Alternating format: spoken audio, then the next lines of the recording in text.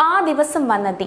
മലയാളത്തിന്റെ ജനപ്രിയ നായകൻ ദിലീപിന്റെ 180ാമത് ചിത്രം പ്രിൻസ് ആൻഡ് ഫാമിലി കഴിഞ്ഞ ദിവസമാണ് തിയേറ്ററിലെത്തിയത്. കോമഡി, റൊമാൻസ് തുടങ്ങിയ സ്ഥിരം ചേരുവകൾക്കൊപ്പം പുതിയ കാലത്തിന്റെ വൈബ് കൂടി ഉൾക്കൊള്ളിച്ചതോടെ വ്യത്യസ്തമായ ചലച്ചിത്രാനുഭവമാണ് പ്രിൻസ് ആൻഡ് ഫാമിലി സമ്മാനിക്കുന്നത്. ഇതിനോടകം തിയേറ്ററുകളിൽ നിന്ന് മികച്ച പ്രേക്ഷക പിന്തുണയാണ് സിനിമയ്ക്ക് ലഭിക്കുന്നത്.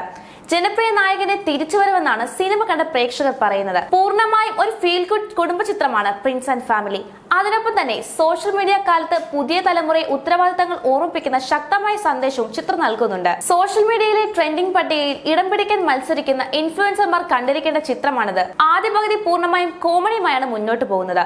ഇന്റർവെൽ പഞ്ച് പോലും പ്രേക്ഷകരെ പൊട്ടിച്ചിരിപ്പിക്കുന്നതായിരുന്നു. ധ്യാൻ ശ്രീനിവാസൻ, സിദ്ദിഖ്, ബിന്ദു പണിക്കർ, ജോണി ആന്റണി, മഞ്ജു പിള്ള തുടങ്ങിയ താരങ്ങളും ഒട്ടേറെ പുതുമുഖങ്ങളും ചിത്രത്തിൽ അണിനിരക്കുന്നുണ്ട്. നവാഗതനായ ബിൻഡോ സ്റ്റീഫന്റെ സംവിധാനം കയ്യടി അർഹിക്കുകയാണ്.